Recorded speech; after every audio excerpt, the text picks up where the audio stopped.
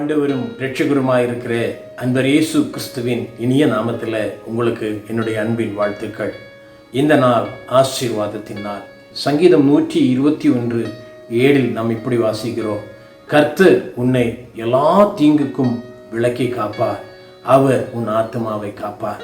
அன்பான தேவஜனமே, ஆசீர்வதிக்கப்பட்ட ஒரு வாக்குத்தத்தத்தை கொண்ட நல்ல ஒரு சங்கீதம் 121 சங்கீதம், ஆசீர்வாதத்தின் சங்கீதம்.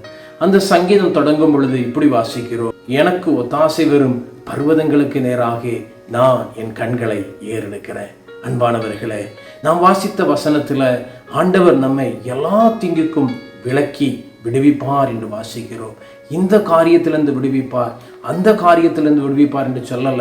எல்லா காரியத்திலிருந்தும் நம்முடைய ஆண்டவருக்கு நம்மை விடுவித்திட முடியும். நாம் கடந்து போகிற சூழ்நிலை எதுவா இருந்தாலும் அந்த காரியத்திலிருந்து விடுவிக்க வல்லமையுள்ள ஒரு தெய்வத்தை தான் நாம் ஆராதிக்கிறோம்.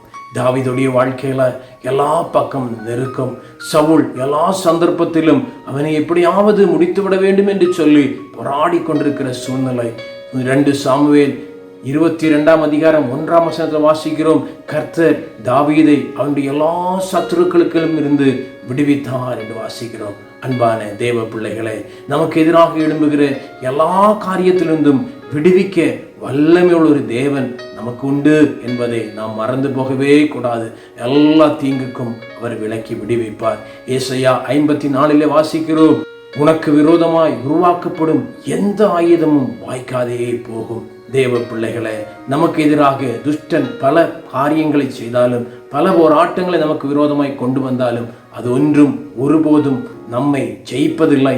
கர்த்தர் நம்மை எல்லா தீங்குக்கும் விலக்கி விடுவிப்பார். எனவே சந்தோஷத்தோடு கூட இந்த நாளை ஆரம்பியுங்கள். கர்த்தருடைய கிருபை உங்களுடனே கூட இருப்பதாக. God bless you.